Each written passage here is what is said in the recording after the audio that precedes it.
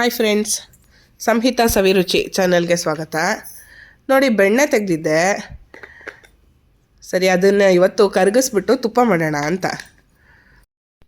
ಒಂದು ಪಾತ್ರೆ ತೊಗೊಂಬಿಟ್ಟು ಅದಕ್ಕೆ ಬೆಣ್ಣೆನೆಲ್ಲ ಹಾಕ್ಕೊಂಡು ಕರ್ಗಕ್ಕಿಟ್ಬಿಟ್ರೆ ಸುಮಾರು ಹೊತ್ತು ಕರಗ್ತಾ ಅದು ಬೆಣ್ಣೆ ಇರೋದು ತುಪ್ಪ ಆಗುತ್ತೆ. ಚೆನ್ನಾಗಿ ಕುದಿಬೇಕದು. ನೋಡಿ, ನೀರಿನ ಅಂಶ ಎಲ್ಲ ಇದ್ರೂ ಏನೂ ತೊಂದರೆ ಇಲ್ಲ, ಹಾಗೆ ಹಾಕ್ಕೊಂಬಿಡೋದಷ್ಟೇ. ಸುಮಾರು 1 kg ಬೆಣ್ಣೆ ಆಗಿತ್ತು. ನಾನು ಏನು ಮಾಡ್ತೀನಿ ಅಂದರೆ, ಒಂದು 15-20 ದಿನಕ್ಕೊಂದು ಸರ್ತಿ ಈ ಥರ ಬೆಣ್ಣೆ ಕಡ್ಕೊಂಡು ಆಮೇಲೆ ತುಪ್ಪ ಮಾಡ್ತೀನಿ. ಪ್ರತಿದಿನ ಕೆನೆ ಬರುತ್ತಲ್ವ ಹಾಲಲ್ಲಿ, ಆ ಕೆನೆನೆಲ್ಲ ಕಲೆಕ್ಟ್ ಮಾಡಿ ಒಂದು ಪಾತ್ರೆಗೆ ಹಾಕಿಡ್ತಾ ಇರ್ತೀನಿ. ಆ ಪಾತ್ರೆಗೆ ಒಂದು 2-3 ದಿನಕ್ಕೊಂದು ಸರ್ತಿ ಒಂದು ಸ್ಪೂನಷ್ಟು ಅಥವಾ 2-3 ಸ್ಪೂನಷ್ಟು ಮೊಸರು ಹಾಕ್ಕೊಳ್ಳೋದು. ಮೊಸರು ಹಾಕ್ದಲೇ ಮಾಡಬಹುದು, ಹಾಗೇನೂ ಮಾಡಿದ್ರೂ ಚೆನ್ನಾಗೇ ಆಗುತ್ತೆ. ಬರೀ ಕೆನೆನೇ ಕಲೆಕ್ಟ್ ಮಾಡ್ತಾ ಅದನ್ನು ಫುಲ್ ಪಾತ್ರೆ, ಒಂದು 2 ಲೀಟ್ರ್ ಪಾತ್ರೆ ತೊಗೊಂಡಿರ್ತೀನಿ. ಸಾಮಾನ್ಯವಾಗಿ ಅದು ಫುಲ್ ಕಂಪ್ಲೀಟ್ ಆಗೋವರೆಗೂ 2 ಲೀಟ್ರ್ ಕೆನೆ ರೆಡಿ ಆಗೋವರೆಗೂ ನಾನು ಕಲೆಕ್ಟ್ ಮಾಡ್ತಾ ಇರ್ತೀನಿ. ಕೆಲವು ಸತಿ 15 ದಿನಕ್ಕಾಗುತ್ತೆ, ಕೆಲವು ಸತಿ ಒಂದು 20-25 ದಿನಕ್ಕಾಗುತ್ತೆ. ಬಟ್ ಏನು ಹುಳಿ ಬರೋಲ್ಲ, ಕಹಿ ಬರೋಲ್ಲ. ಆ ಥರ ಸ್ಟೋರ್ ಮಾಡುವಾಗ ಏನು ಅಂದರೆ, ಫ್ರಿಜ್ಜಿಂದ ತೆಗೆದುಬಿಟ್ಟು ಕೆನೆ ಹಾಕ್ಬಿಟ್ಟು ಫ್ರಿಜ್ಜಲ್ಲೇ ಇಟ್ಬಿಡ್ಬೇಕು. ಕೆನೆನ ಆಚೆ ಇಡೋದು ಎಲ್ಲ ಮಾಡಿದ್ರೆ ಸ್ವಲ್ಪ ಬೇಗ ಹಾಳಾಗೋದು ಆ ಥರ ಎಲ್ಲ ಆಗುತ್ತೆ. ಆಮೇಲೆ ಒಂದು ಸ್ವಲ್ಪ ದಿನಕ್ಕೊಂದು ಸರ್ತಿ ಒಂದು ಸ್ವಲ್ಪ ಕೈ ಆಡ್ತಾ ಇರಬೇಕು ಅದನ್ನು.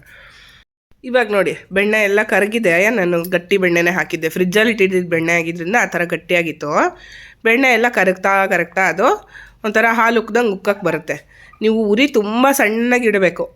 ಸ್ಟಾರ್ಟಿಂಗಲ್ಲಿ ಸ್ವಲ್ಪ ಜೋರಿಟ್ರು ಆಮೇಲಂತೂ ಫುಲ್ ಸಣ್ಣ ಉರಿನಲ್ಲಿ ನೋಡಿ ಚೆನ್ನಾಗಿ ಕುದಿಬೇಕು ಅದು.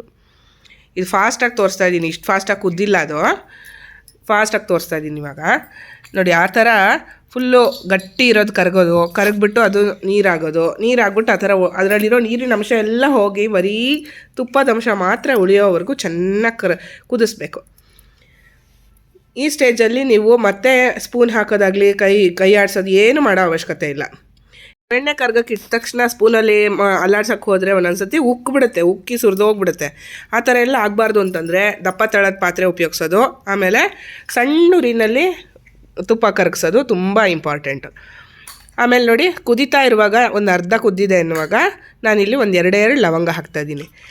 ಲವಂಗನಾರು ಹಾಕ್ಬೋದು, ಏಲಕ್ಕಿ ಹಾಕ್ಬೋದು, ಆಮೇಲೆ ಇದು ವಿಳೆದೆಲೆ ಬರುತ್ತಲ್ಲ, ವಿಳೆದೆಲೆ ಹಾಕ್ಬೋದು.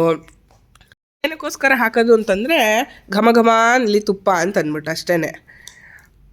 ಚೆನ್ನಾಗಿ ಕುದಿಬೇಕು. ಕುದ್ದು ನೋಡಿ, ಅದರಲ್ಲಿ ನೀರಿನ ಅಂಶ ಎಲ್ಲ ಹೋಗಬೇಕು ಅಲ್ಲಿವರೆಗೂ. ನೋಡಿ, ಫಾಸ್ಟ್ ಫಾರ್ವರ್ಡ್ ಮಾಡಿ ತೋರಿಸ್ತಾ ಇದ್ದೀನಿ.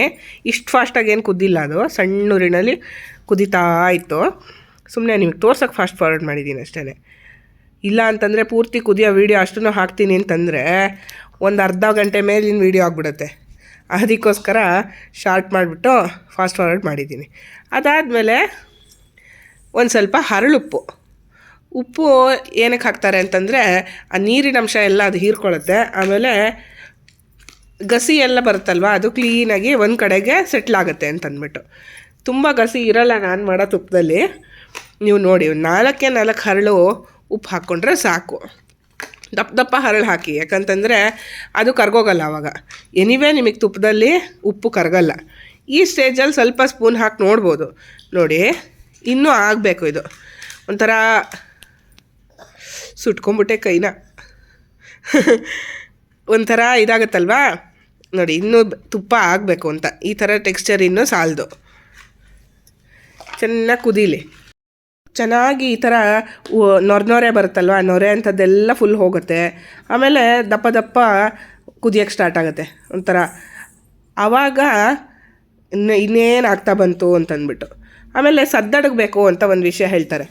ಏನು ಅಂದರೆ, ಬೆಣ್ಣೆ ಕಾಯುವಾಗ ಸದ್ದಡಗೋವರೆಗೂ, ಅಂದರೆ ಸೌಂಡೆಲ್ಲ ನಿಲ್ಲೋವರೆಗೂ, ಕೊತ್ತ ಕುದೀತಾ ಇರುತ್ತಲ್ವ, ಆ ಸೌಂಡೆಲ್ಲ ನಿಲ್ಲೋವರೆಗೂ ಕುದಿಸ್ತಾ ಇರಬೇಕು ಅಂತ ಹೇಳ್ತಾರೆ ದೊಡ್ಡವರೆಲ್ಲ.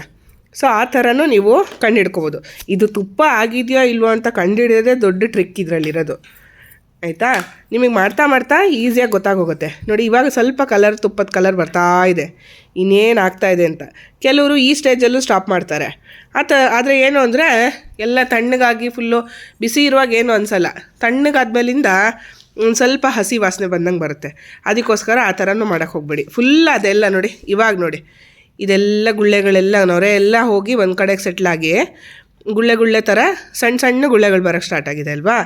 ಈ ಸ್ಟೇಜ್ವರೆಗೂ ವೆಯ್ಟ್ ಮಾಡಿ. ನೋಡಿ, ಈ ದಪ್ಪ ದಪ್ಪ ಗುಳ್ಳೆಗಳು ಹೊಡೆದ್ಬಿಟ್ಟು ಸಣ್ಣ ಸಣ್ಣದಾಗತ್ತೆ.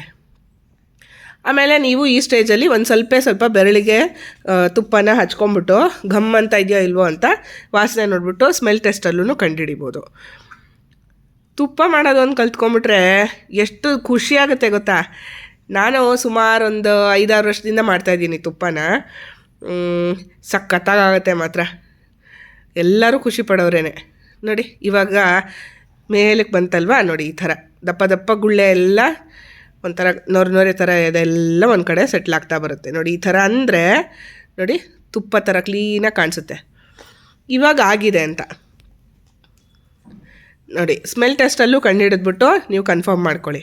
ಅದಾದಮೇಲೆ ಸ್ವಲ್ಪ ತಣ್ಣಗಾಗಕ್ಕೆ ಬಿಟ್ಬಿಟ್ಟು ಒಂದು ಜಾರ್ಗೆ ಹಾಕ್ಕೊಳ್ಳೋದು. ನೀವು ಸ್ಟೀಲಿನ ಬಾಕ್ಸ್ಗನ ಹಾಕ್ಕೊಳ್ಳಿ, ಅಥವಾ ಮಣ್ಣಿನ ಮಡಿಕೆಗೋ ಅಥವಾ ಗಾಜಿಂದಕ್ಕೋ ಯಾವುದಕ್ಕನ್ನ ಹಾಕೋಬೋದು. ನೋಡಿ, ತುಂಬ ಕಮ್ಮಿ ವೇಸ್ಟೇಜು. ಈ ಸೋಸೋದ್ರಲ್ಲಿ ಒಂದಕ್ಕೆ ಶೋಧಿಸ್ಕೊಂಬಿಟ್ಟು ಸ್ವಲ್ಪ ತಣ್ಣಗಾದ್ಮೇಲೆ ಒಂದು ಗಾಜಿನ ಬಾಟ್ಲಿಗೆ ಹಾಕಿಡ್ತಾಯಿದ್ದೀನಿ. ನೋಡಿ, ತುಂಬ ವೇಸ್ಟೇಜ್ ಅಂತೂ ಇಲ್ಲವೇ ಇಲ್ಲ ಅನ್ಬೇಕು. ತಳದಲ್ಲಿ ಇಷ್ಟಿಷ್ಟು ದಪ್ಪ ಕಟ್ಕೊಳ್ಳುತ್ತೆ ಸಾಮಾನ್ಯವಾಗಿ. ಆ ಥರ ಆಗದಲ್ಲೇ ಇರೋದಕ್ಕೂ ಒಂದು ಟ್ರಿಕ್ ಇದೆ, ಅದನ್ನು ಬೆಣ್ಣೆ ಮಾಡುವಾಗ ಹೇಳ್ಕೊಡ್ತೀನಿ. ಇವಾಗ ನೋಡಿ, ಕರೆಕ್ಟ್ ಅರ್ಧ kg ಬಾಟ್ಲ್ ಅದು, ಅದರಲ್ಲಿ ಪೂರ್ತಿ ತುಂಬಿದೆ. ನೋಡಿ ಎಷ್ಟು ಖುಷಿ ಆಗುತ್ತಲ್ವಾ ತುಪ್ಪ ಮಾಡಿದ್ದು ನೋಡೋದಕ್ಕೇ. ನೀವು ಮನೆಯಲ್ಲಿ ಖಂಡಿತ ಮಾಡ್ಕೊಳ್ಳಿ. ನನಗೆ ಹೇಗಾಯಿತು ಅಂತ ತಿಳಿಸಿ.